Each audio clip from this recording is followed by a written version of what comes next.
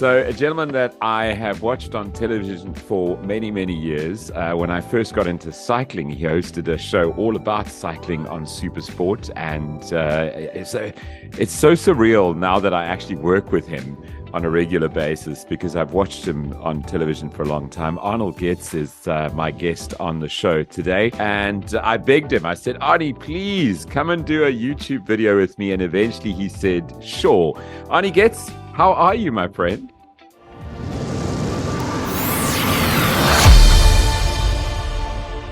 I'm wonderful. Like it was that hard. You sent me a message. I said, whenever, let's do it. So I love these. I think they're wonderful. And the nice thing about it is it's almost like distance doesn't exist in this scenario, is it? Right. It's amazing, isn't it? It's just so easy to sit down and conduct an interview, edit it, and get it up on YouTube. Whereas I'm sure in your years when you started in broadcast, doing an interview of this magnitude or this type of interview around the world would have taken a lot of technical expertise. Well, it was impossible. So let me amaze you and maybe astound you a bit. My television and radio career started in 1984. Wow. So next year it'll be 40 years. And we didn't have this facility. And if you were lucky enough to actually get a video link to someone overseas, the delay was 3 or 4 seconds. It was really, really awkward to do interviews in those days. Wow. But then again, by the same token, Gordon, and I think this is before your time, I got into radio first, and we used to do interviews which you recorded on the telephone, and then you used to edit the interview for the news bulletin at 1 o'clock, which was about an 8-minute bully. And you had to edit your inserts on a 1/4-inch Revox tape. Wow. And you used to have these big reel-to-reels, and I'm not joking, this size. And you used to go, so there were a lot of ministers then, people like Piet Koornhof, for instance, whose favorite word was and you were under instruction to take those words, the out. So you'd have to go, that's the start of the okay, got it there. Yeah, okay, cans on, earphones on. Okay, that's it. Pull that out, mark it with a China marker. Right. Cut it, pull it through and go, that's the end of the okay. Mark that, cut it, and put it together with tape. That's how I first learned to do audio editing. It was excruciating, but that was part of the deal. It was magnificent because we learned so much. I love it. That's the original cut and paste. And Arnie, I'm not that young. When I first started working at the SABC in the old days, we had reel to reel, and we had those cart machines that you used to plug in the carts to play all your personal identifications and Gordon Graham, all that stuff. And you used to get very slick about you'd have 3 of them and they'd all fire one after the other and it would hit the intro of the song perfectly. Before we go to your broadcast, those are the blue ones with a see-through back. That's the one. That's the one. Yes, they were about that thick. And it's just like an 8-track car. Yeah. We jump in the gun here, Arnie. Let's start. Where were you born? Where did you go to school? Tell us more about the origins of Arnold Geerdts. So I was born in Springs. It's not my fault. I didn't choose it. My parents did. I was made in Bloemfontein, so I see myself as a Free Stater through and through. And I was born there, grew up there, went to school there.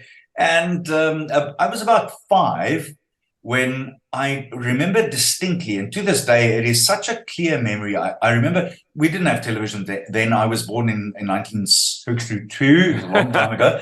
And I remember listening to the radio and saying to my mom that when I read the news on radio one day, I won't make mistakes like that. So it was there. It was early. I wanted to be on radio.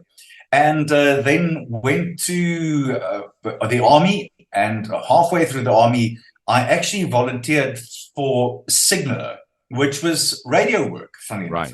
Right. And I went to the border and did radio work there, and that's where it really actually started. So 1980 was more or less where it started, and then I started writing at the same time.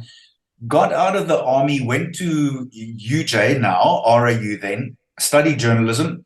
My dad's business, which was the Fiat agency in Springs, he was one of the first ones when they disinvested. That was Fiat Italy, to close them down. My money dried up. Well, I better jump out. But by then I was already writing freelance for the Brakpan Herald. I was doing sport. Wow. And 6 months later, I had to jump in, get a full-time job. I worked for them, Springs Advertiser, which as a boy I delivered.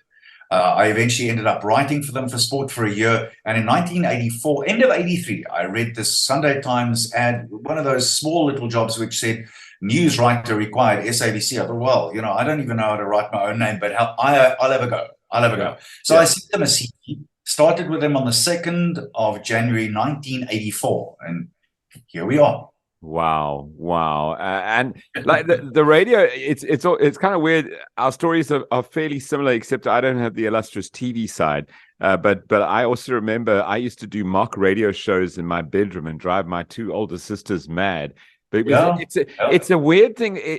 I find that people who are successful in broadcast, particularly in radio, have had this bug for a while. It's almost like in childhood. Was it like that for you? You were like, no, I've got to do this. I used to play rugby games in our backyard in Salcourt in Springs, and I used to commentate while I was playing. Wow. And I did athletics meetings where I was throwing the javelin and running around the garden, and I would commentate about it. This is what I wanted to do. I'd had my mind set on it early on, early. That's what I wanted to do. In one way, Gord, I think it comes down to the fact that you're not much good for anything else except that this connects quite well. So you go, okay, I can exploit that. So let's fire with that. And off you go. And there it is. And let's be honest, there's a magic about voice, and there's a magic about having the brain that goes with the voice. And I'm not being facetious here. I really mean it. It's a gift from God. I understand that completely, that works so well together. You can talk yourself into trouble, out of trouble, back into it again, and go, oh, I'm surfing over here. It's one of those things. It's probably why you and I connect so well, because it's a very similar kind of, it's in our DNA, baked in by God, as you say. I fully agree with that. Arnie, let's talk about the radio side. Where did you start on radio, and what kind of work did you do?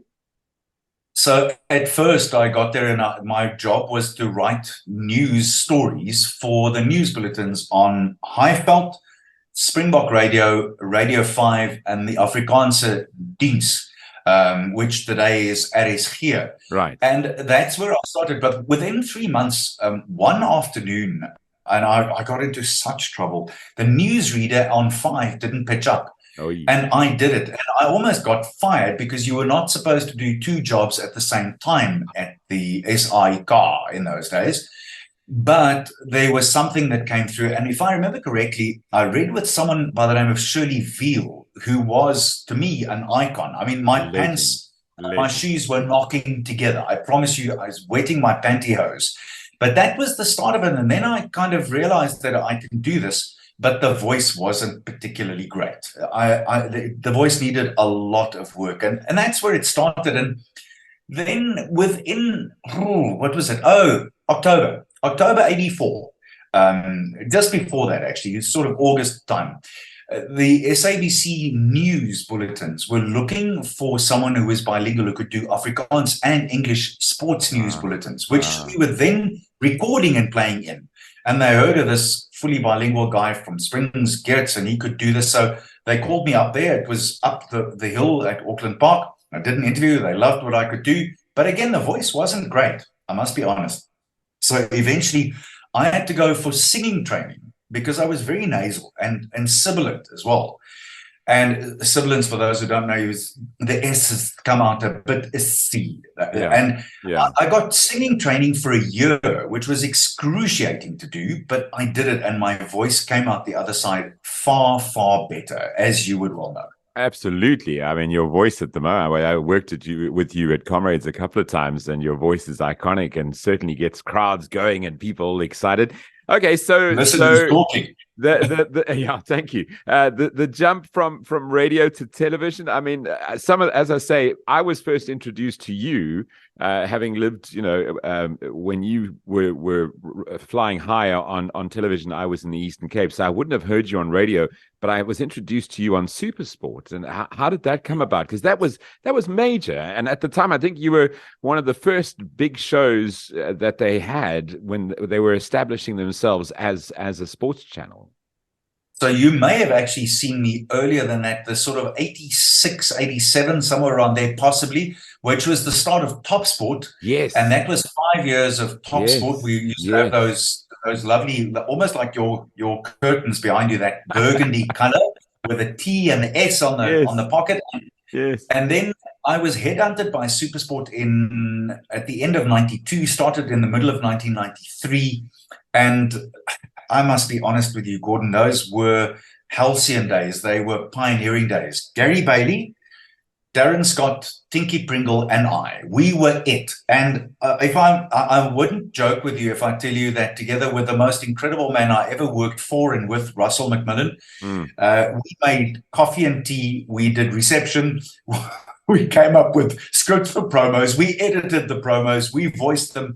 We helped the guys mix them. It was just amazing. We were at the forefront of pioneering television. Russell arrived and he said to us, once he'd established himself there and he got us all in the room, he said, listen, I plan to have about 10 sports channels. And we went, please, Boyke, you don't know what you're talking about here. You got no idea.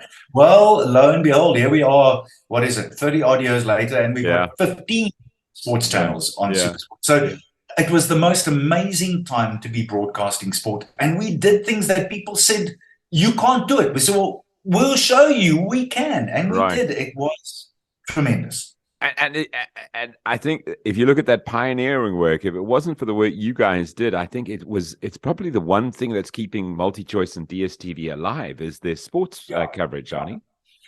But let's not for a second also forget the technical side of things. And I think the technical side with amazing producers, guys who were not scared to sail as close to the wind as possible, who tried all sorts of amazing stuff and go with cameras in strange angles and weird spots, and cameramen and vision mixers and racks operators and audio people who were just remarkable, who all said, listen, we'll sail as close to the wind as we can. Let's try whatever. And you'd have one guy go, but we can't do that. And everyone would say, yeah, let's have a go. And we'd all go, let's have a go.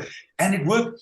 I'll tell you a beautiful story about the South African broadcasting industry, to me, which was just a signpost to how damn good we are, if you'll forgive the word. 2001 President's Cup, we're in George. And the Americans, they've flown out all the people who are really good. You know, they got it all down. They know what they're doing. It's a cloudy day. And in that first 2 hours, the Americans couldn't follow a golf ball in the sky at all.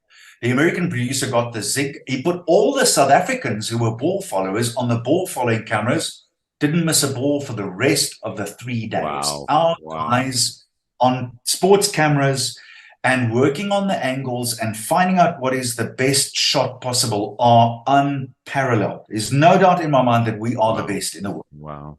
It's weird you mentioned President's Cup in George. I was there. I was there for the full tournament. I watched Tiger Woods putt in the dark to there you go, with 30 hours.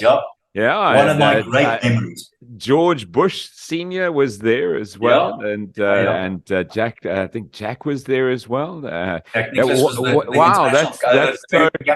That's so weird that you mentioned, and it's probably my greatest golfing spectating moment ever. That is incredible. Arnie, were you ever thrown in the deep end to talk about a sport you may have known nothing about? Oh yeah, no, a few times.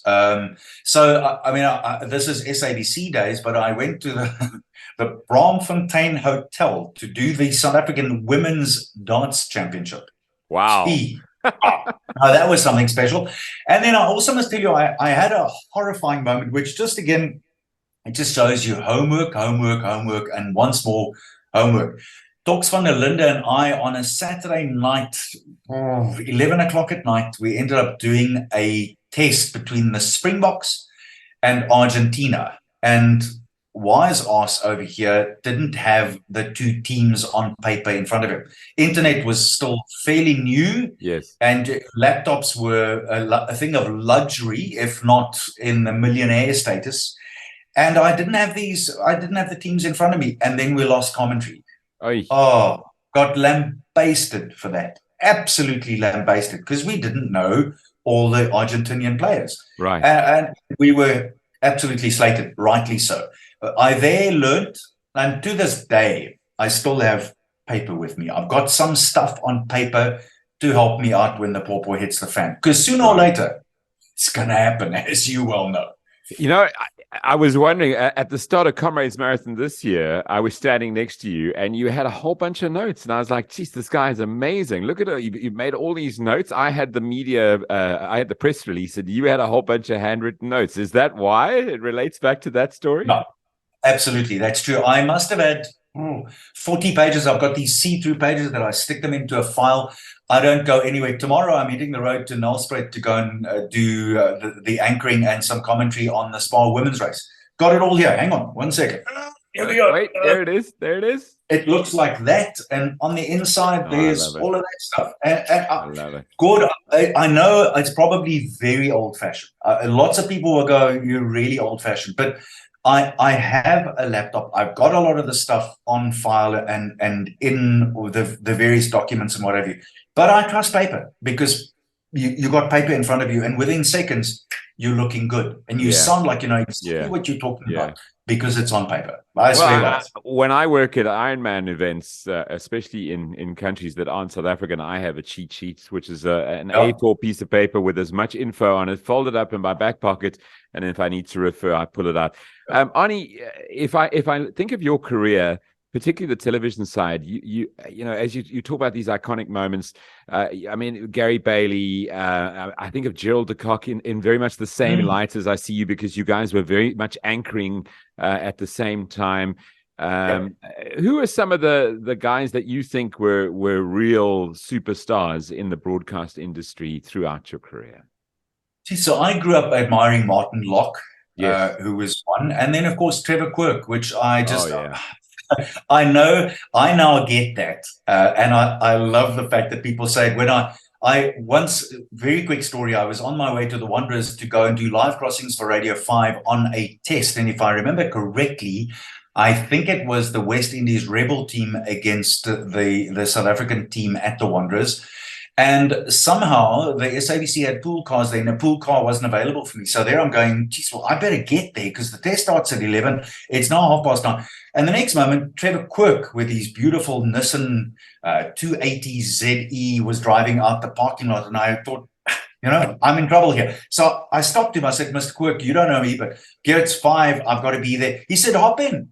And as I sat talking to him in the car, I thought to myself, he sounds just what he sounds like on television. Right. I get that today myself. Right. Quirk was massive for me as well, influenced my career greatly. He was a magnificent man to work with, and he knew everything about every sport, funnily enough. Look, the list is long. And Gary Bailey too. I absolutely adore Gary. Gary was one of the best men at my wedding. Gary is one of those superstar people who is one of the most humble people you will ever come across in your whole life. Love the guy dearly. But there's a long list. In Afrikaans, Pieter van der Berg, just the most incredible broadcaster who knows everything about every sport. And then internationally, I have to tell you, Phil Liggett from cycling is absolutely iconic. Totally and utterly iconic. The guy, I mean, he's like this. He does a cheat sheet, paper, computer. He doesn't need it. He's got it all in his head. Right. I had a very surreal moment at the Cape Town Cycle Tour a couple of years ago doing television commentary in studio, sitting next to Phil Liggett, and I was like, wait, how did this happen? Let's talk about super cycling for a second, because you were the face of that. And at the time when that came out, cycling wasn't exactly massive in South Africa. And I feel that show certainly did a lot to promote the sport and grow the sport in the country. Look, it was the brainchild of Andrew McLean, whom I also think of extremely highly. I can't say more nicer things about Mighty Mouse than what I can. He is an incredible guy. He had this vision of where he wanted to go, and it came from him. So super cycling, and then we had an amazing producer too by the name of Aubrey Kutsia, who just would get up at 3 o'clock in the morning if you asked him, and he'd be there and he'd record and he'd edit and he'd put the whole lot together. Can I be slightly rude for a second? It's rude, but it's not rude. Here's one moment that I will remember forever on Supersport and super cycling. So we had a producer called a director by the name of Peter Chalier, who came back from the USA, and he had this small remote fart machine. It was this size, okay? Worked by remote. So we stuck it under Andrew's chair. The show was always recorded. So we stuck it under Andrew's chair. And about 2 sentences into his answer, there were 6 different settings, and Peter pressed the button for the long, slow, wet one. Okay? And Andrew went like this, and then he carried on talking, and then Peter hit it again. Now, remember, we're recording, so that didn't ever went to air, but then Andrew stopped the sentence and said, "That wasn't me." And we were finished. We had to go for a coffee break and come back 20 minutes later. Everyone was finished. We used to do that stuff all the time. It was magic. I love the way you included that story just after we've spoken about how professional South African broadcasters are. That's brilliant. Exactly. I mean, a stellar career in broadcasting. I mean, whenever people hear your voice and see your face, they think sport, they think South Africa. But you've done some pretty cool things outside of the studio as well. And the one that stands out for me, one of the reasons I enjoy working with you at Comrades so much is not just your energy and your charisma, which really does make the day a lot easier. If you haven't watched the video that I posted about that, please go and do it, because you'll see Arnie in action there. But it's the fact that you've done this race and you've done Comrades numerous times. Let's talk about your Comrades journey just for a second. Where did it all start? How many times have you run? So I fell in love with road running when I was about 11 and a half. We had a 4-kilometer time trial about 2 k's away from my house in Springs, and I used to run down there and run the 4K time trial. And somehow I had got a little bit of talent compared to the guys that I eventually ran with. A little bit of talent. But my first time I ran 4Ks, I ran 17 minutes and 40 seconds. Wow. And one of the guys who was a timekeeper said, "Listen, son, you've got talent." I went, "You're right."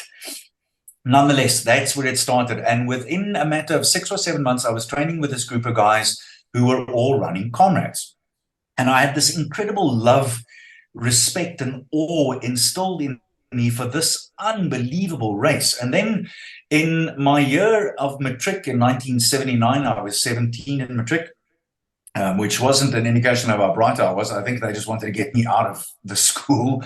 One of the guys that I used to run with said, "Listen, I've got to be overseas in 6 weeks' time," which was Comrades time, "and I can't run. Anyone want to take my number?" And before I knew what I'd done, my hand went up, and if I remember correctly, I think the entry fee was 34 Rand that I had to reimburse this gentleman for. Wow. I was 17. It was illegal to run. You had to be 18, but I took over this number, and I mean, I've made peace with it. I've told Comrades Marathon Association that's what I did, and we shook hands on it and all the rest of it. But I just ran my first sub-3 marathon, and I had a breeze. That first Comrades was unbelievable, and I skated through it, and I could have run so much faster if I knew what I was doing. Nonetheless, I've run 11 of them over the 44 years since I first ran it. Wow! My last 2 were amazing. I finally got it right. The last 2 at the age of 48 and 49 were 2 really in control silvers, 7:29 and 7:27. Wow. Was great. And I worked my way around it. I was very privileged, Gord, when I first got to Joburg in the SABC, to by chance fall in with the Fordyce group, and I was part of his training group for his last 6 wins. And that group was amazing. To give you an idea, my fastest marathon time in 1984 was 2:29, but I was the 3rd slowest guy in the group. Okay, right at the front there was Mark Blykies who ran 2:08, and Derek Daniels who'd run 2:14, Fordyce had run 2:17, a whole bunch of oaks had run 2:21, 2:22, 2:23, and Geerdts was at the back puking. But they made me quick, and they taught me how to fast bake. So that's a quick look at my running career. Arnie, they say if you want to look thinner, hang around people that are fatter than you. If you want to run fast, make sure you don't hang around with Bruce Fordyce and his best friends. You know, I mean, your time in any group would be considered blitzvinnach, but when you're around those boys, perhaps, 3rd last, as you say, man. That's amazing. One of the things that I really enjoyed, the first Comrades I worked with you, and you did it again this year, was you just... on the finish line, you just spoke about the emotions that the athletes go through during the course of the day, and you articulated it so well. I wonder if you could just share a little bit of that from the start line. what are they feeling? Because I really feel that, your words have a lot of power because you've been there and you've done it, Yeah. and I remember standing on the finish line this year, just listening to you share those emotions. And I thought, that is so insightful. That's something that I've never run Comrades, and I don't know how to express that the way you do. Just give us an idea of what does the Comrades runner go through emotionally?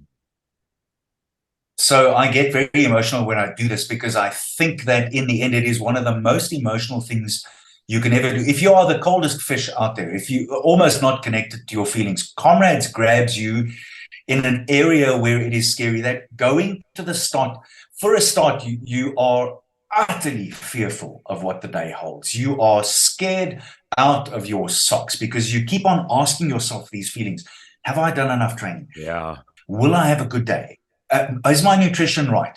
Did I drink enough in the last 3 or 4 days? Have I rested? Have I tapered enough? You stand at that start line and all these questions go through your mind. There's another party that goes, of course you've done enough. And then the other voice goes, no, you haven't. No and chance. Then they play Short Rosa, and then they play Chariots of Fire and the national anthem and Max Strimborn's Cockcrow, and boom, off you go. And those first 5, 6, 7 Ks, you going, it's like driving a new car. I really enjoy driving this thing, but I don't know how fast it can go.